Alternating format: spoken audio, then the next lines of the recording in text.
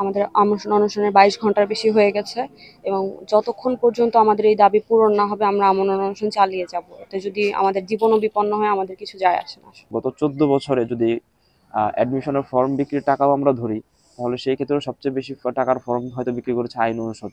একটা ডিপার্টমেন্ট, একটা অনুষদ, সবচেয়ে বেশি টাকার ফর্ম। কিন্তু দুঃখের বিষয় হচ্ছে গত 14 বছরে এই প্রশাসন থেকে একটা টাকাও আইনের জন্য বরাদ্দ হয়নি।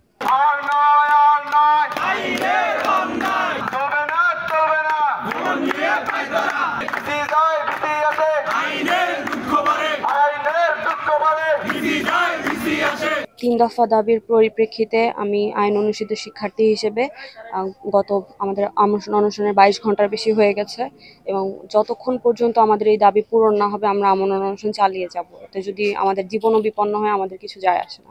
সুনির্দিষ্ট কোনো লিখিত আশ্বাস না পাওয়া পর্যন্ত আমরা যারা আছি আমরা এখান থেকে উঠবো না এবং আমি আশা করব আমার বিভাগের যে বন্ধুরা, সিনিয়র জুনিয়ররা আছে সবাই আমাদের সাথে এই বিষয়ে একাত্মতা পোষণ করবেন।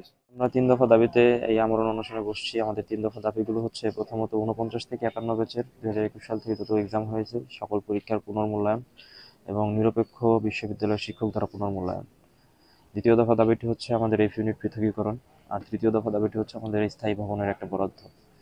তো প্রথমত যদি আমরা রেজাল্ট পুনর্মূল্যায়নের বিষয়ে আসি, তাহলে আমরা এই আইন বিভাগের শিক্ষার্থীর 41 ব্যাচ থেকে যদি 53 ব্যাচ পর্যন্ত আমরা দেখি বা 51 ব্যাচ পর্যন্ত আমাদের পরীক্ষা হয়েছে, যদি সেই রেজাল্টগুলো আমরা কাটাছেঁড়া করি, সেখানে আমরা দেখতে পাবো যে এই বিভাগের শিক্ষার্থীদের কখনোই ভালো মার্কস দেওয়া হয়নি। তারা যতই পরিশ্রম করুক ভালো মার্কস দেওয়া হয়নি। আমরা অন্যান্য বিভাগে দেখেছি তারা যত খারাপ ছাত্রই হোক তাদের সর্বনিম্ন সিজিপিএ 3-র নিচে কখনোই নামে না। বিভাগের শিক্ষকরা এইটুকু অন্তত কনসিডার করে যে ছেলেপেলেগুলো যেন এই বিশ্ববিদ্যালয় থেকে বের হয়ে কিছু একটা করে খেতে পারে। আমাদের আইন বিভাগের শিক্ষার্থীদের ক্ষেত্রে সেটা কখনোই আমরা প্রযোজ্য হতে দেখিনি। আমাদের এমনও সিনিয়র আছেন যাদের সিজিপিএ 2.99-এ আটকে গেছে, কিন্তু তারা উপরে উঠতে পারেনি এবং ইচ্ছা করে আটকে দেওয়া হয়েছে, সরাসরি হুমকি দিয়েও আটকে দেওয়া হয়েছে। এরকম নজিরও এই আইন বিভাগে আছে। এবং এই বিভাগ থেকে যোগ্য মানুষগুলো যোগ্য জায়গায় কখনো যাইতে পারে না এই রেজাল্টের কারণে। ভাইবার কোনো চাকরির ভাইবা বোর্ডে গেলে ফেস করতে হয় আপনাদের সিজিএ তো কম কেন, আমরা মুখ খুলতে পারি না। ইভেন আপনারা যদি বিশ্ববিদ্যালয়ের বৃত্তির রেজাল্টগুলো দেখেন অন্যান্য ডিপার্টমেন্টের সাথে মিলায়, অন্যান্য ডিপার্টমেন্টের সর্বনিম্ন বৃত্তি আসে 3.54, আমাদের সর্বনিম্ন বৃত্তি আসে 2.78 থেকে। এটা আমাদের জন্য খুবই হতাশাজনক।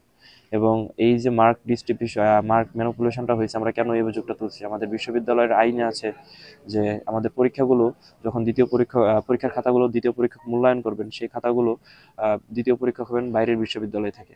সেই আইনটা কোনোভাবেই এই অনুষদে মানা হয়নি। তারা নিজস্ব একটা আইন, নিজস্ব একটা এজেন্ডা বাস্তবায়ন করে সেই আইন বানায়, অর্ডিন্যান্স বানায়, তারা সেটাকে প্রিভেল করে এই বিভাগের যারা শিক্ষক আছেন তারা স্বামী স্ত্রী এবং নিজেদের মধ্যে কোরাম করে তারা সেই খাতাগুলো মূল্যায়ন করেছেন এবং ইচ্ছামতো রেজাল্ট ম্যানিপুলেশন করেছেন। আমরা এই জন্য রেজাল্ট মূল্যায়ন চাচ্ছি। যদি দ্বিতীয় দফা দাবির ক্ষেত্রে আসে, তাহলে গতকালকের একাডেমিক কাউন্সিল মিটিংয়ে তারা একটা নীতিগত সিদ্ধান্ত নিয়েছেন এবং নীতিগত সিদ্ধান্ততে তারা যে রোডম্যাপ দিয়েছেন সেই রোডম্যাপ অনুযায়ী আমরা আইন অনুষদের শিক্ষার্থীরা সন্তুষ্ট।